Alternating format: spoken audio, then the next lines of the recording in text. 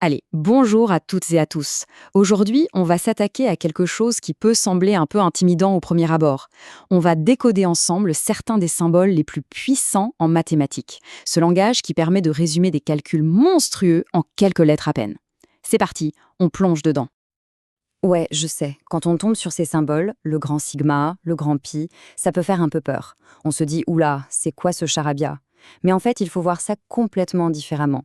Imaginez que ce ne sont pas des maths compliquées, mais plutôt un langage, un code secret, super efficace, qu'on est sur le point de déchiffrer ensemble. Alors, voilà notre programme. On va d'abord apprendre l'alphabet, les bases de ce langage.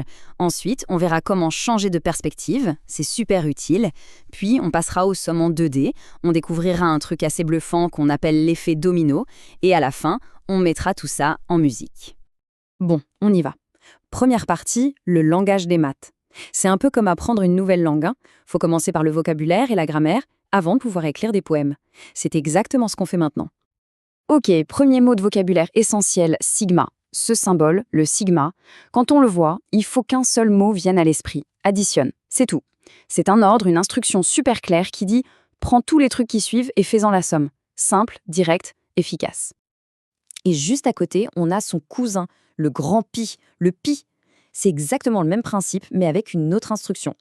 Si sigma dit additionne, pi, lui, il dit multiplie.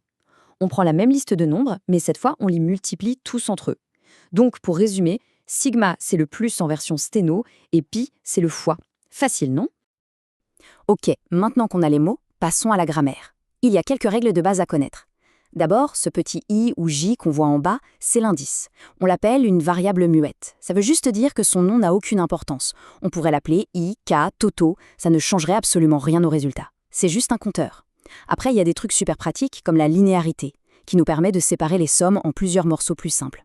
Et là, un point super intéressant, une somme sur un ensemble vide, ça fait 0. C'est logique, c'est l'élément neutre de l'addition. Et pour le produit, un produit sur un ensemble vide, ça fait 1, l'élément neutre de la multiplication. C'est super cohérent. Allez, on passe à la deuxième partie, et là on va voir une technique vraiment, vraiment maligne, le changement de variable. Ça sonne un peu technique, mais en vrai, c'est juste une astuce pour regarder un problème sous un autre angle. Un angle qui, souvent, rend les choses beaucoup, beaucoup plus simples. Mais au fait, pourquoi on s'embêterait à faire ça? Eh bien, parce qu'en maths, le but du jeu, c'est presque toujours de simplifier, de rendre les choses plus claires. Parfois, une somme est écrite d'une façon un peu tordue, pas pratique du tout. Le changement de variable, c'est l'outil qui va nous permettre de la redresser, de la réécrire sous une forme beaucoup plus digeste.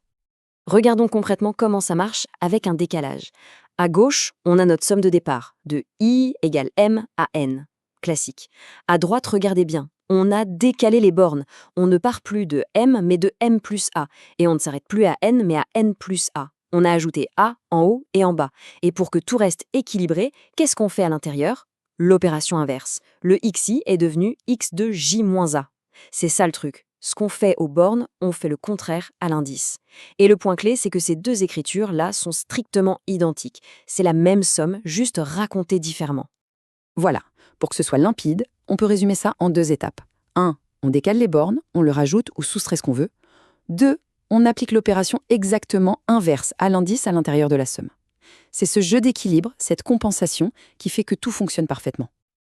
Bon, on a vu les sommes en ligne. Maintenant, on passe à la 2D, aux sommes doubles.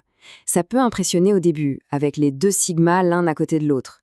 Mais l'astuce, c'est de ne pas paniquer et de visualiser ça comme une grille. Un tableau Excel si on veut. Chaque case contient un nombre, et notre mission, c'est de tous les additionner. Voici un exemple de grille, ce qu'on appelle un domaine rectangulaire. Pour tout additionner, on a 2 stratégies. Stratégie numéro 1, on parcourt ligne par ligne, on fait la somme de la première ligne, puis de la deuxième, et ensuite on additionne ces 2 totaux. Stratégie numéro 2, on fait colonne par colonne, on somme la première colonne, puis la deuxième, la troisième, et on additionne le tout.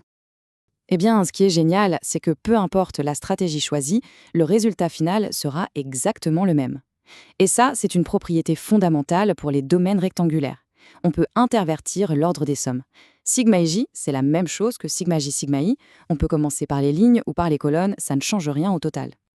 Mais attention, petit piège! Ça, c'était pour un beau rectangle bien propre. Mais que se passe-t-il si notre domaine, c'est juste un coin de la grille, un triangle comme ici? Par exemple, on ne veut sommer que les cases où l'indice de ligne I est plus petit ou égal à l'indice de colonne J. Ah, là, ça change tout. La deuxième somme, celle à l'intérieur, dépend de là où on en est dans la première somme. Les bornes ne sont plus fixes et du coup, intervertir l'ordre devient beaucoup plus délicat. Ce n'est plus automatique. Allez, on arrive à ma partie préférée. C'est un concept d'une élégance, c'est magnifique. Les sommes télescopiques. L'image à avoir en tête, c'est une longue file de dominos. On en pousse un et toute la chaîne s'effondre pour ne laisser à la fin qu'un résultat d'une simplicité déconcertante. Et voilà la formule. C'est presque de la magie. On fait la somme d'une différence entre deux termes qui se suivent dans une suite. On a plein de termes, x2 moins x1 plus x3 moins x2, etc. Et à la fin, après tout ce calcul, il ne reste que ça. Le tout dernier terme de la chaîne, moins le tout premier. Tout ce qu'il y avait au milieu a disparu. Et ce n'est pas de la magie, c'est une réaction en chaîne logique. Regardez, dans le premier paquet, on a un plus x2. Dans le deuxième, on a un moins x2. Hop, il s'annule. Puis, le plus x3 du deuxième paquet va être annulé par le moins x3 du troisième. Et ainsi de suite. C'est ça l'effet domino. Chaque terme positif se fait manger par le terme négatif qui arrive juste après. Et à la fin de cette hécatombe, il ne reste que les deux survivants. Celui du tout début, le moins xm, et celui de la toute fin, le xn plus 1. Bon, on arrive à la dernière partie où on va connecter tout ça, on va voir comment les sommes et les produits jouent ensemble. Et c'est là qu'on trouve l'une des erreurs les plus classiques en maths. Donc, on ouvre grand les oreilles. Alors que se passe-t-il si on multiplie une somme par une autre somme? La règle, c'est la double distributivité, comme on l'a apprise au collège. Chaque élément de la première parenthèse doit multiplier chaque élément de la seconde. Ça veut dire que chaque xi doit aller serrer la main de chaque yg. Le résultat, c'est donc une grande somme double de tous ces produits croisés possibles. Et ça nous amène directement à l'erreur à ne jamais commettre. Attention, c'est un grand classique. Le carré d'une somme n'est pas égal à la somme des carrés. C'est faux, archi faux. Pourquoi ?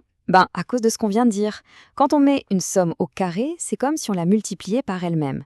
Il y a bien les termes au carré et les xi carrés, mais il y a aussi tous les fameux produits croisés, tous les xi fois xj avec i différente de j. C'est le fameux double produit de nos identités remarquables.